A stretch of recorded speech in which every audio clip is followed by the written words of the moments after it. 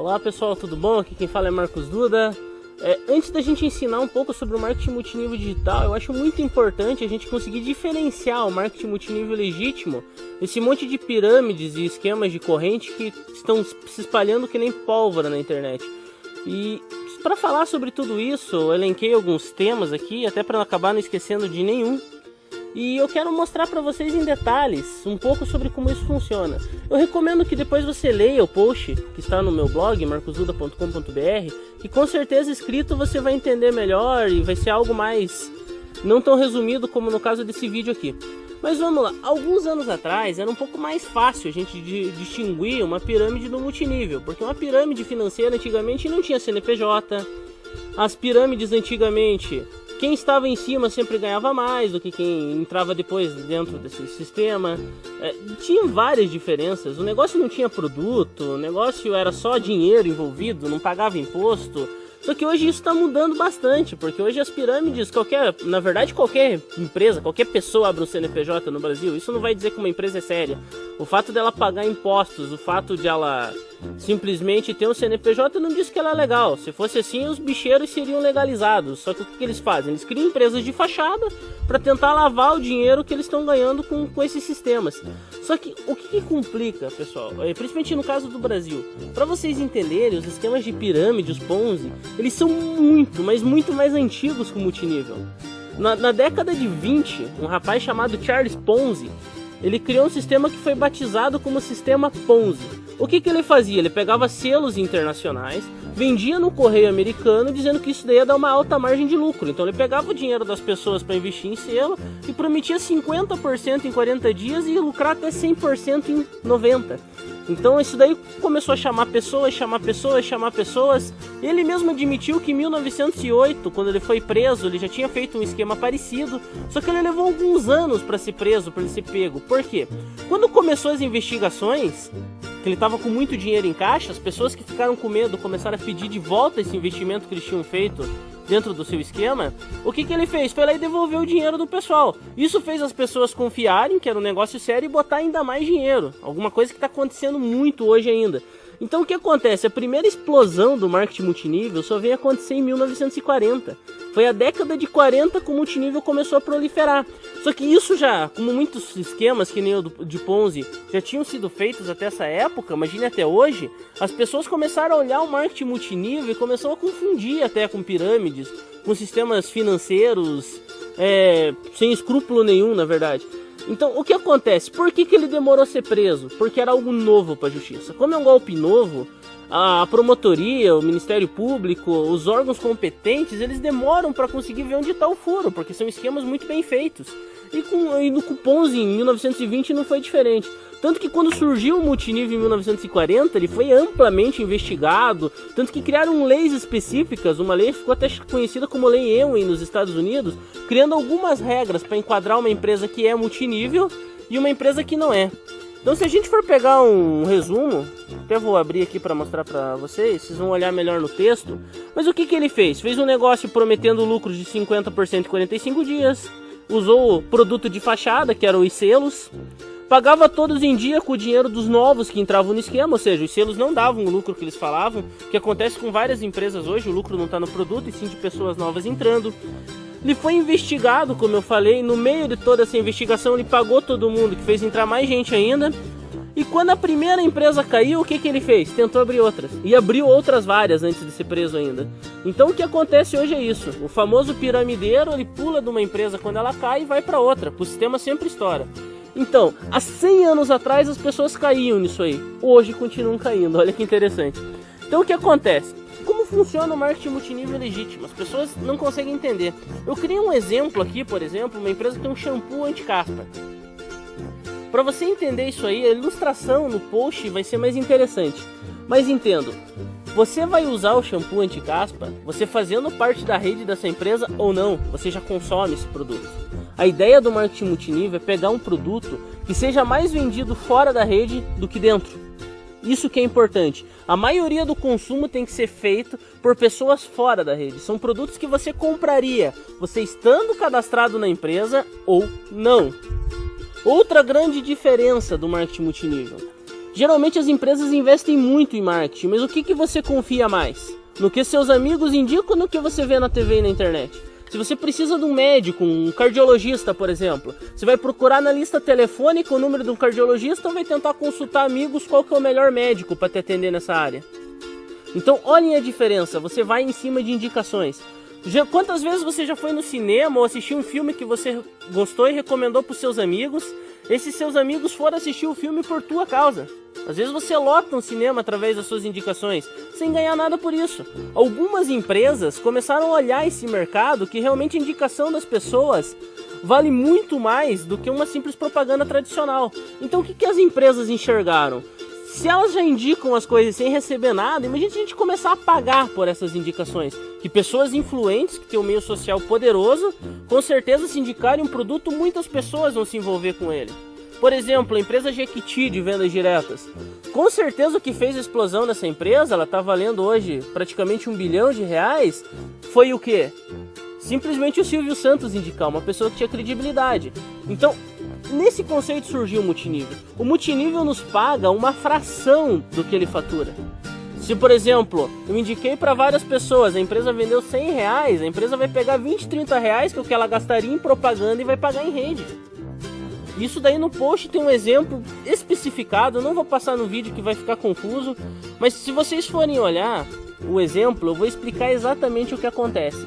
Que eu, estando numa empresa de multinível, eu consigo ganhar com vendas, eu consigo ganhar indicando para várias pessoas, eu consigo ganhar dinheiro pela indicação dessas outras pessoas, só que isso sem prejudicar a empresa e nem as pessoas, são coisas que as pessoas já fariam. Outra coisa interessante, empresas de marketing multinível legítimo, para elencar os pontos, tem consumo alto dos seus produtos fora da rede. Se não existisse a rede, eles iam ser comercializados da mesma maneira. Como a empresa paga sobre a venda de produtos, se não entrar mais ninguém na empresa de multinível, ela vai continuar pagando normalmente, porque ela paga sobre consumo de produtos. Uma empresa de multinível não quebra se parar de entrar gente, pessoal, entendam isso. Outra coisa, se a empresa hoje não vender mais nada, logicamente a empresa vai fechar, porque toda empresa precisa vender, só que ela não fica devendo nada para ninguém. Diferente de algumas empresas que se hoje não entrar mais ninguém, ela não vender mais nada, ela tem contratos que ela vai ficar pelo menos 1 ano devendo para as pessoas. E as pessoas falam, mas de onde você tirou isso, Marcos? Pesquise na internet, existiu uma empresa chamada Zeke Rewards. Essa empresa fez uma explosão no mundo inteiro, ela faturou mais de $1,5 bilhão. Os órgãos americanos começaram a prestar atenção nessa empresa, e a SEC, que é o órgão que regula, o equivalente à CVM aqui no Brasil, uma comissão de valores imobiliários, ela interviu e fechou essa empresa, porque ela viu que a bomba explodir. Antes que todo mundo fosse prejudicado, a SEC entrou lá e parou o esquema de pirâmide. O que a Zeke fazia? Ela vendia bids de sites de leilão, para você comprar produtos e dar lances, e falava que ela te pagava pelos anúncios que você fazia da própria Zeke. Ou seja, se fazia um anúncio por dia, você ia receber por isso. Só que, olha que interessante, a empresa paga muito mais por esse anúncio do que qualquer anunciante ia ter coragem de pagar. Você ganhava, na verdade, as vendas eram ínfimas. Você ganhava de pessoas novas entrando. Para o negócio se sustentar, ia ter que ter mais pessoas entrando e colocando dinheiro. E principalmente não utilizando o produto. Sendo que acho que 90% da rede não dava lance em lugar nenhum. E o pessoal chega, mais Marcos, por que no Brasil isso não acontece? Tem várias diferenças entre a justiça brasileira e a justiça americana. Lá nos Estados Unidos, a SEC ela tem poder de julgamento, ou seja, a SEC pode olhar um esquema, ela mesma acionar a polícia e ir lá e acabar com tudo. Ela tem poder de julgamento, ela pode dizer que é algo ilegal e ir lá e acabar com ele. Aqui no Brasil, a nossa CVM ela funciona diferente. A CVM ela detecta um problema, ela tem que encaminhar para o Ministério Público. Se o Ministério Público achar válido, ele vai pedir mais investigação para os órgãos policiais. Se for um crime federal, Polícia Federal. Se não for, Polícia Civil. Geralmente começa com investigação da Polícia Civil, mesmo sendo no âmbito federal. Essa investigação tem que passar da Polícia Civil para Federal, que já é um processo lento. Quando o Ministério Público termina essa investigação, ela tem que fazer uma denúncia e mandar para um juiz. O juiz tem que acatar essa denúncia, pedir outras diligências, por exemplo, um mandato de busca e apreensão. O juiz assinou esse mandato de busca e apreensão, ele tem que ir para a mão do delegado. O delegado tem que organizar a equipe o dia que vai fazer isso, para finalmente fazer essa busca e apreensão de documentos, para depois enviar para o promotor, para ele analisar essa busca e apreensão e finalmente tentar tomar uma providência. O juiz tem que concordar e o outro órgão competente tem que ir lá e tomar providência. Ou seja, no Brasil, cada processo desses às vezes leva meses. E como acontecia no caso do Ponzi em 1920, hoje acontece com o Brasil. Como é um golpe novo, é uma coisa muito bem formulada, a justiça demora muito para tomar suas atitudes, porque ela não sabe com o que ela está lidando. A pessoa vem, então, Marcos, eu estou tranquilo, eu posso estar fazendo uma pirâmide que eu nunca vou cair. Na verdade, não. A nossa justiça, ela tem uma coisa interessante. Ela tem um DNA que se chama jurisprudência. Cada vez que um caso é julgado e você consegue um ganho de causa dentro de um determinado assunto, você pode usar essa decisão para futuras decisões. O que isso quer dizer? Por exemplo, até uns anos atrás, você fazia um crime pela internet, um crime cibernético, e você não tinha punição nenhuma. Os hackers, antigamente, elas tinham um livre acesso. O que aconteceu? Quando o governo começou a julgar esses primeiros casos de hackers, o que o governo fez? Eles criaram um departamento especial para crimes cibernéticos. Hoje existem delegacias especializadas em crime cibernético. Ou seja, a própria polícia já tem um setor separado, ela vai investigar e quando ela chegar no Ministério Público, ela chega com tudo pronto, já chega com o inquérito e as providências que tem que ser tomadas. Então a justiça anda pelo menos 50 vezes mais rápido quando é algo que o governo não conhece. Então creio que em breve, mas muito em breve, pela quantidade de investigações, denúncias e coisas que estão acontecendo, e os pareceres que o Ministério Público está dando todas as semanas, já provando que esses esquemas são golpes, que eles não funcionam, que eles não se sustentam, que são contra a nossa legislação, esses órgãos competentes vão começar a se ajustar e tomar providências. Então, para fazer um resumo, pessoal, das diferenças, eu fiz um post, você lendo, novamente eu repito, vai te ajudar você a entender. Mas entenda uma coisa, o marketing multinível legítimo é um sistema de distribuição de produtos que traz lucro para a empresa, para as pessoas, e o foco é no produto. Você vai utilizar. Esquemas de pirâmide sempre vão colocar um produto que geralmente você não vai usar, ou se você vai usar um produto, eles fazem você comprar 100, pagar mensalidade sobre eles, ou dizem que te pagam sobre outra coisa qualquer, que você sabe que isso não dá lucro nenhum para a empresa.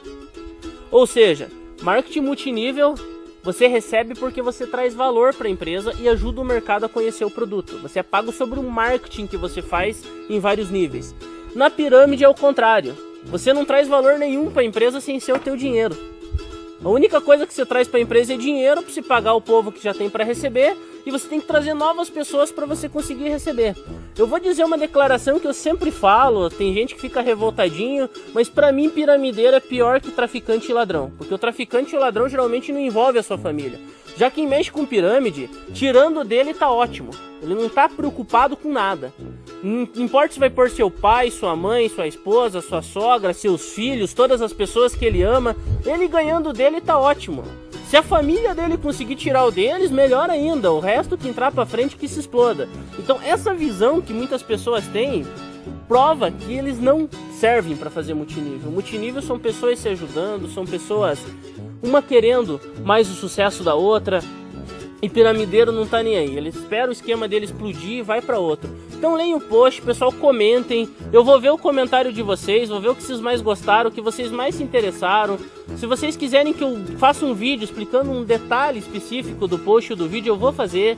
Então aguardo os comentários de vocês, pessoal, espero a interação de vocês e fiquem tranquilos. A nossa justiça já está criando um DNA, já está criando uma maneira para ela conseguir identificar esses esquemas. Então os esquemas que duraram 3 anos hoje já duram 1, e com certeza mais alguns meses, no primeiro ou segundo mês, esses negócios já vão ser fechados e vão ter intervenção da justiça. Então sucesso a todos, pessoal, espero os comentários de vocês, vamos se ajudar a espalhar isso aqui como pólvora na internet, para o máximo de pessoas verem e ver que elas estão sendo enganadas e muitas vezes estão enganando também as suas famílias, as pessoas que elas amam. Rumo ao topo, pessoal, grande sucesso e um abraço.